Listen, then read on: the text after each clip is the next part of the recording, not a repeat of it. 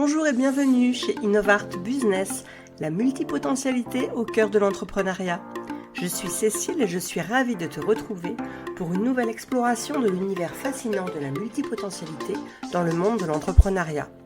Que tu sois entrepreneur, freelance, créatif ou simplement curieux d'en savoir plus sur la manière d'intégrer avec succès tes multiples passions et talents dans ton activité professionnelle, tu es au bon endroit. Ensemble, nous allons découvrir comment embrasser et canaliser notre multipotentialité pour enrichir nos vies personnelles et professionnelles. Alors, installe-toi confortablement et embarquons dans cette aventure inspirante. Bonjour et bienvenue à tous dans cette nouvelle série de podcasts que je vais co-animer avec Valérie Crevel, fondatrice de Zoone, psychocoach spécialisée en neuroatypie. Bonjour Valérie, est-ce que la présentation est bonne? Oui, bonjour Cécile, la présentation est très bonne. Alors, on va entamer une petite série toutes les deux où on va parler des neuroatypies. Donc, la nécessité en premier lieu, c'est de redéfinir ce qu'est la neuroatypie. Très bien. Je vais commencer par donner une définition qui va être assez simple. Je vais me servir de slides et d'un support que j'ai déjà utilisé pour des conférences. Donc voilà, la définition que moi je donne, puisqu'on peut en trouver différentes. Donc c'est un neuroatypique est une personne dont le fonctionnement neurologique diffère de la norme statistique. Cela inclut des particularités dans la perception, la pensée, l'apprentissage, la communication ou le comportement. Donc tout ça, c'est une définition. Et les neuroatypiques comprennent des personnes comme. Donc là, on a 5 champs différents. Donc 5 spectres. Donc c'est 5 D'accord, hein, spectres. Voilà. Donc nous avons les 10 et les multi-10. Les troubles de l'attention avec ou sans hyperactivité, donc les TDAH, le haut potentiel intellectuel, dont le HPI, l'hypersensibilité et le HPE, c'est-à-dire le haut potentiel émotionnel, les troubles du spectre autistique, TSA, ou le syndrome d'Asperger. Voilà les profils de nos super neuroatypies. Merci Valérie. Alors, pourquoi on parle de neuroatypie? Alors là, on va avoir le contexte, l'origine et le contexte. Donc j'aime bien toujours poser les choses pour que tout le monde puisse bien comprendre de quoi on parle. Donc le terme s'oppose à neurotypique, qui désigne les personnes ayant un fonctionnement cérébral considéré comme standard ou typique. Il est souvent utilisé dans les contextes liés à la neurodiversité, un concept qui valorise les différences neurologiques comme des variations normales de l'esprit humain. Ça, c'est la définition, l'origine et le contexte. Et pourquoi j'utilise ce terme? Pour 2 raisons. La première, ça va être l'inclusivité. Inclusivité, ça c'est quelque chose qui est très important pour moi. Il met l'accent sur la diversité des fonctionnements neurologiques sans pathologiser ces différences. Et la deuxième, c'est la valorisation. Il invite à reconnaître les talents et points forts associés à ces particularités tout en comprenant les éventuels défis qu'elle implique. Et j'aime bien cette petite phrase pour finir l'explication. Être neuroatypique, c'est fonctionner différemment, mais non moins bien. C'est une manière unique de percevoir et d'interagir avec le monde. Alors aujourd'hui, on est toujours avec Valérie et on se retrouve pour parler du profil HPI. Et bien évidemment, on va commencer comme d'habitude par la définition. Voilà. On t'écoute Valérie. Alors, bonjour à toutes et à tous. Le HPI, alors la définition, c'est désigne une personne ayant des capacités intellectuelles nettement supérieures à la moyenne, souvent mesurées par un QI, quotient intellectuel, au-dessus de 130. D'accord. Cela inclut des aptitudes particulières en raisonnement, en compréhension et en créativité. Alors là, je mets un petit bémol et j'explique.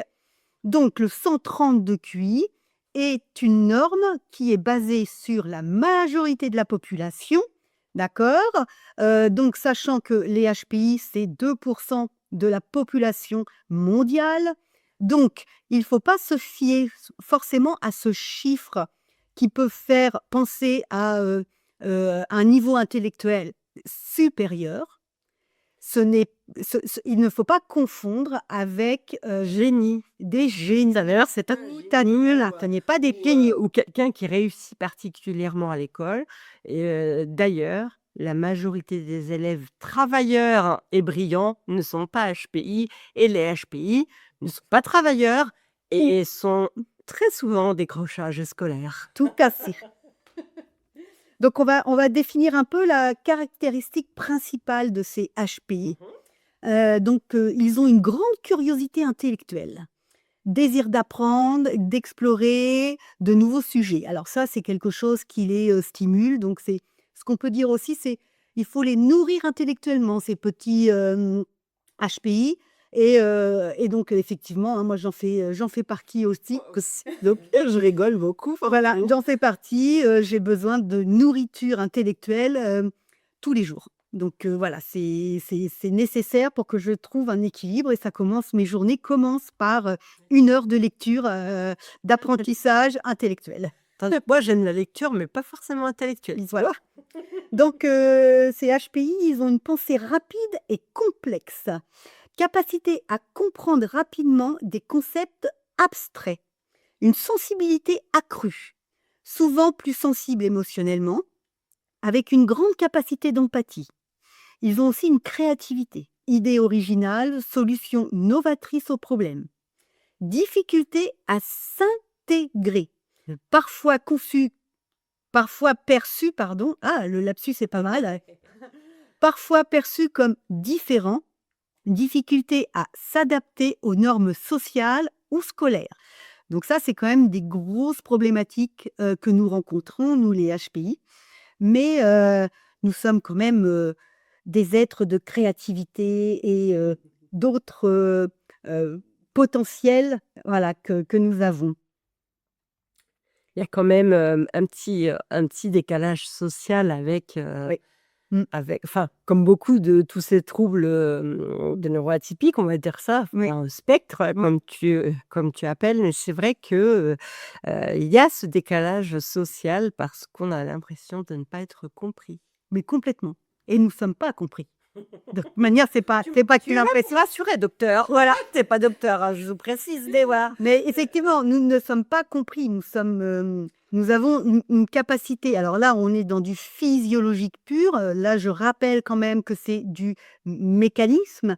Nous avons des systèmes de pensée qui vont entre 2 et 4 fois plus vite en analyse et on a les idées en arborescence, c'est-à-dire qu'une idée en apporte 15, qui en apporte 15, qui en apporte 15.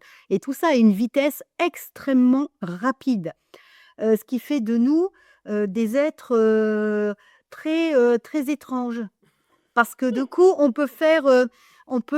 une idée, on a la réponse. On est incapable d'expliquer comment on a cette réponse. Hein. Donc on le disait pendant le podcast, et je reprends l'image que je dis toujours puisque la psy m'avait expliqué ça pour mon fils. Nous sommes un ordinateur, on appuie sur une touche, la réponse arrive, mais on ne sait pas comment elle arrive. Non. Et elle arrive avec tout ce qu'on a pu percevoir, emmagasiner, etc. À un moment donné, que j'en ai rangé quelque part, oui, et qui ressort à ce moment-là, mais sans qu'on arrive, et c'est parfois un problème, sans qu'on arrive à rétablir le cheminement. Donc, quand parfois, par exemple, je ne sais pas si ça t'arrive, tu conduis, et à un moment donné, dans ta pensée, tu es à un endroit et tu te dis: «Mais comment je suis arrivée là?» Parce qu'en conduisant, c'est de manière des fois un peu hypnotique. Alors là, Moi, j'ai les pensé codes d'hypnose. et Là, on est vraiment quand j'ai pensé au départ et c'est sur de l'hypnose, là, c'est l'hypnose qui là, c'est ça en fait. Parce que là, comme tu conduis, tu pars, Oui. tu pars, Oui, tu oui. pars Parce que et on a la capacité de rentrer en hypnose 400 fois par jour. alors Donc c'est pourquoi? un système, c'est un système purement naturel, hein. D'accord? Ça On se fera un épisode là-dessus, je suis en train de me le noter. C'est très sympa ça. Non, mais c'est important Ouais. parce que l'hypnose, ça fait peur aux gens. Oui, alors que c'est quelque chose de complètement naturel qu'on fait Ah, naturellement. mais c'est parce qu'on a vu des gens à la télé faire la Voilà, chair, hein, ça, c'est encore différent. encore différent, hein, et ce qui n'a rien à voir. Donc bref, on retourne sur le petit HPI, Donc, d'accord? les Donc, on HPI, fait, là, je vais donner des choses qu'on n'entend pas beaucoup, en tout cas, expliquer les 3 champs dont tu parlais. Voilà, il y a Voilà. 3 champs particuliers. Le premier, c'est l'hyperspéculation. D'accord? Ça, c'est un champ du HPI. Donc, la définition, c'est tendance à réfléchir de manière excessive et à envisager une multitude de scénarios possibles pour une même situation. Donc, Cécile est morte de rire parce que je pense que là, elle se refait moi. Donc, la conséquence de ça, c'est le HPI peut analyser en profondeur les situations, anticiper de nombreuses issues et parfois se perdre dans des réflexions complexes et interminables. Cela peut conduire à un manque de prise de décision ou à une surcharge mentale. Ça, c'est un profil de HPI. Ok. Pas. Ça, c'est le premier. Le deuxième aspect, c'est hyperacuité. La définition, c'est sensibilité accrue aux stimuli sensoriels, émotionnels et intellectuels. La conséquence, le HPI peut être particulièrement sensible au bruit, aux émotions des autres ou aux détails dans son environnement. Cette hypersensibilité peut mener à une fatigue mentale rapide et à un sentiment de surcharge sensorielle. Cela peut aussi rendre la personne particulièrement empathique ou vulnérable aux émotions négatives.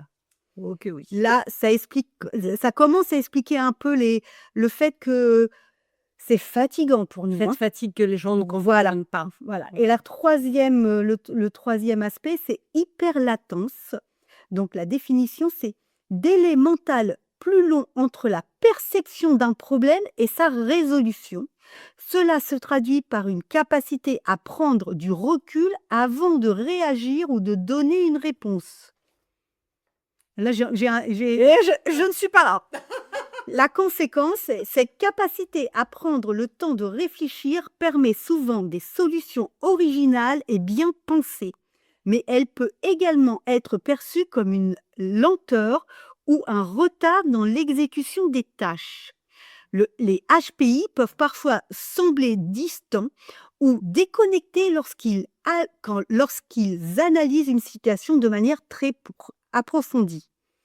Ça, c'est quelque chose de très important aussi à comprendre. Hyper intéressant. Merci. Non, mais j'ai jamais entendu parler de Non, alors ça, personne n'en ça. parle. Personne. Et donc moi, je me reconnais dans 2 des 3, mais je connais beaucoup de HPI. Ça me permet de comprendre certaines choses. C'est ça, c'est que génial. on englobe le HPI sans détailler des facettes et on peut avoir des pourcentages différents des 3. Peut-être qu'un seul, peut-être 2, peut-être les 3. Oui, Mais en tout cas, c'est ce qui fait aussi que chaque HPI, et on peut les appeler aussi des zèbres. Là, pendant longtemps, on les a appelés les zèbres, les HPI. Parce que l'exemple du zèbre, c'est qu'ils se ressemblent tous, mais sauf que c'est comme les empreintes des doigts, c'est-à-dire que les rayures sont uniques. Et donc le HPI est vraiment quelqu'un d'unique par rapport à son spectre. Et là, on a 3 définitions, on a 3 aspects différents. Et un autre point aussi que je voudrais aborder et réaborder, c'est que effectivement, nous sommes fatigants pour nous-mêmes et pour les autres. Mais j'espère que ça éclaire un petit peu aussi des facettes qu'on ne sait pas trop non plus. Des fois, on ne sait pas trop comment situer les HPI. trouver un bouton off ou pouvoir retirer des piles parfois le soir. Moi, je sais que quand quelqu'un me dit, quand je dis: «Mais tu penses à quoi?» et qu'on me répond: «Rien»,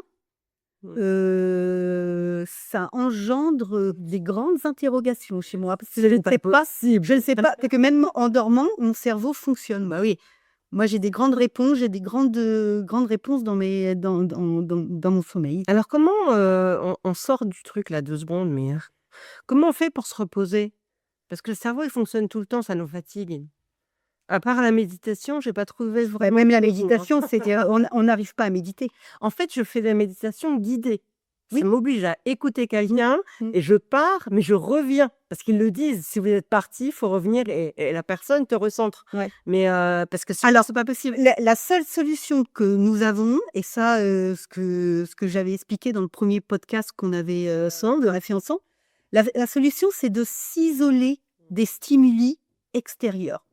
Donc, être dans un espace où on n'est pas stimulé humainement, où on peut se retrouver avec nos petites choses, nos rituels, nos objets, ce qui nous fait du bien, là où on peut respirer. Donc, on peut écouter de la musique, on peut ou être dans le silence, mais un endroit sécure, vraiment, où on se sent en sécurité, où on ne vient pas nous nous stimuler émotionnellement Nous envahir, j'allais et nous dire, envahir. Donc, effectivement, alors par exemple, moi j'ai un exemple, c'est que la plupart du temps, mon téléphone, la sonnerie est coupée. Je mets en silencieux parce que ça me stresse. Alors, Voilà, je fais la même que toi. ça me stresse. Et il y a quelque chose que j'ai remarqué depuis tout à l'heure, que je fais et que tu fais aussi, c'est que nos téléphones sont face contre la table. Ah oui, bah oui, sinon je le vois. Et moi, c'est en permanence. Ouais, Voilà. pareil. Mon téléphone est coupé à l'heure où on enregistre le podcast. Il n'y a que les appels d'urgence qui peuvent passer pour moi, c'est-à-dire mes enfants, mon mari. Et effectivement, il faut retourner ce téléphone parce que, et je l'ai déjà dit moi dans plein de podcasts, Mmh. ça vous déconcentre. Sans arrêt, ça vous ramène à autre chose, à autre chose, à autre chose. Et C'est un par stimuli. contre, il y a trop de C'est un stimuli. c'est un stimuli et donc tout est stimuli et là, dans la pièce, par exemple, au-dessus de ma tête, moi j'ai une lumière qui vient, voilà, qui vient me On peut changer d'ailleurs. non, mais voilà, j'ai aussi, mes slides qui sont là, sur mon ordinateur, Et puis c'est une pièce, on est chez moi, je le rappelle, c'est une pièce qui est chargée, même si j'ai fait un effort de décoration. Les meubles sont en bois, il y a de la déco, il y a des choses. Donc et pour être transparent, là, on arrive au 3e, podcast qu'on a enregistré et bah, voilà, je suis bien stimulée par plein de choses, on arrive en fin de journée, voilà. la fatigue La fatigue arrive, c'est normal. et c'est normal. Et c'est normal, il faut l'accepter. Et la dernière chose que je voudrais, expliquer aussi, c'est que, nous avons, chez les HP, 2 façons de penser différentes. Donc là, vous voyez bien que là, on a 3 profils et 2 façons de penser. Donc là, on commence à avoir des choses différentes. Donc on a la façon complexe. Alors, pour vous l'expliquer, la façon complexe, c'est, comme une boule dans laquelle il y aurait plein de fils dans tous les sens. Dans tous les sens, dans tous les sens, dans tous les sens, avec des points particuliers. Et nous avons la façon liminaire ou laminaire, qui est plus structurée, beaucoup plus structurée avec des lignes droites. C'est le complexe, je le comparerais à une pelote de laine. Et laminaire, on est sur quelque chose de très ordinateur, de très direct. Alors, moi, je t'aurais dit, pour le complexe, tu m'as montré une image, hein, c'est pour ça que je me permets. Moi, ça me fait penser, quand on représente un réseau où souvent on a la terre, la sphère, avec plein de petits points qui vont Oui, partout. bah voilà, c'est Et ça. plein de petits traits qui relient les points. Mmh. Donc, je le vois vraiment comme ça. Mmh. Et j'allais dire pareil, informatique. Je vois de l'autre côté, pour le laminaire, un réseau informatique avec tous ses serveurs. Voilà. Le serveur principal et toutes les lignes qui vont au serveur secondaire. Voilà, les traits droites. J'avais cette même image et c'est très drôle. Et du coup, j'avais envie de vous donner les définitions des deux, puis ensuite de détailler un peu. Donc la définition du complexe, ça serait le fonctionnement mental qui intègre de nombreux éléments interconnectés avec des réflexions profondes et souvent multiples. Le laminaire, c'est fonctionnement mental linéaire, structuré et organisé de manière séquentielle. Ensuite, nous avons nature des idées. Donc le complexe, multiple, non linéaire, bien sûr, souvent enchevêtré, voilà le mot, enchevêtré, prenant en compte plusieurs perspectives. Le laminaire, direct et séquencé, idéal pour des processus clairs et ordonnés. Ouais, c'est ça. Nous avons les réflexions qui sont différentes aussi. Le complexe, souple et fluide, évolue en fonction de nouveaux éléments. Laminaire, rigide, suit un chemin bien défini et logique. La prise de décision est différente aussi. Complexe, prise de décision basée sur des éléments complexes et interconnectés. Laminaire, prise de décision plus rapide et basée sur une logique simple et claire. Résolution de problème. Le complexe, préférence pour les solutions créatives et les approches novatrices. Laminaire, prend des décisions efficaces basées sur la méthode ou les règles. Sensibilité. Donc, nous avons aussi deux sensibilités différentes. Le complexe, très sensible à la complexité émotionnelle et intellectuelle.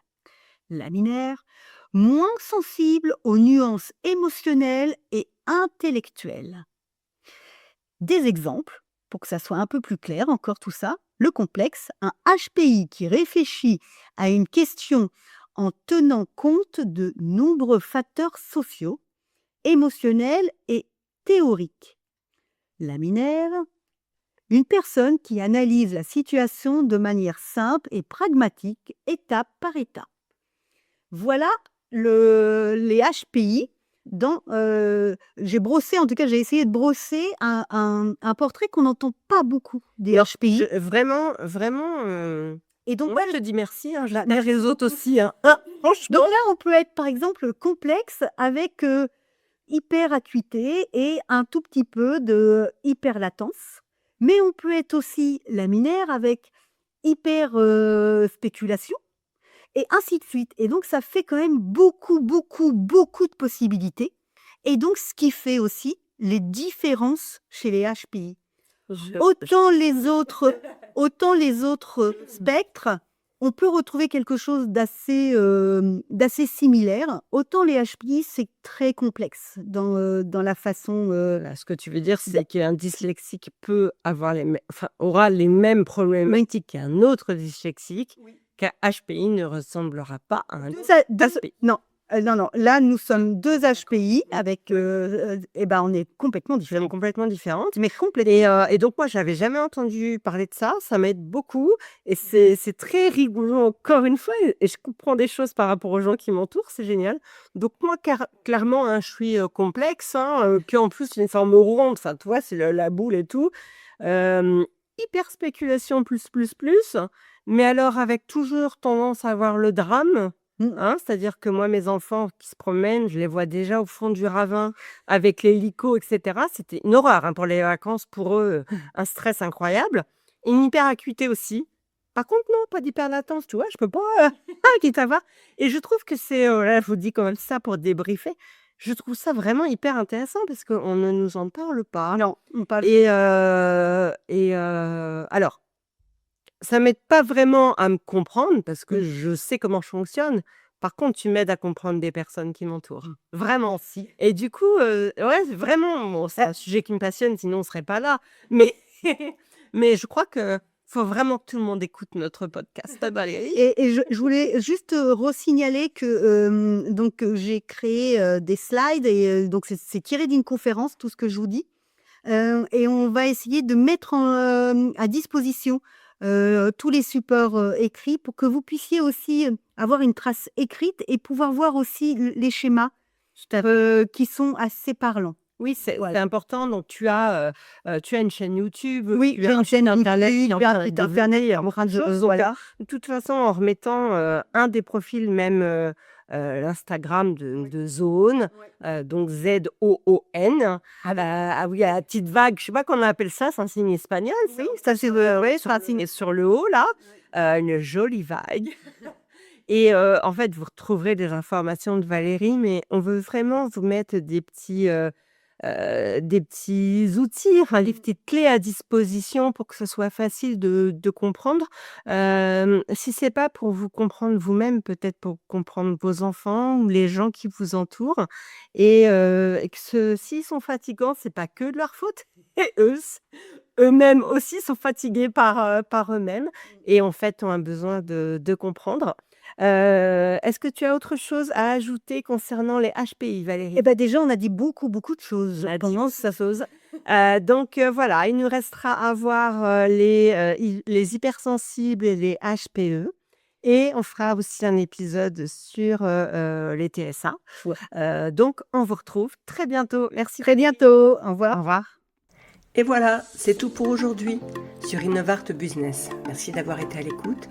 J'espère que tu as trouvé de l'inspiration et des idées utiles pour appliquer la multipotentialité dans ton quotidien entrepreneurial.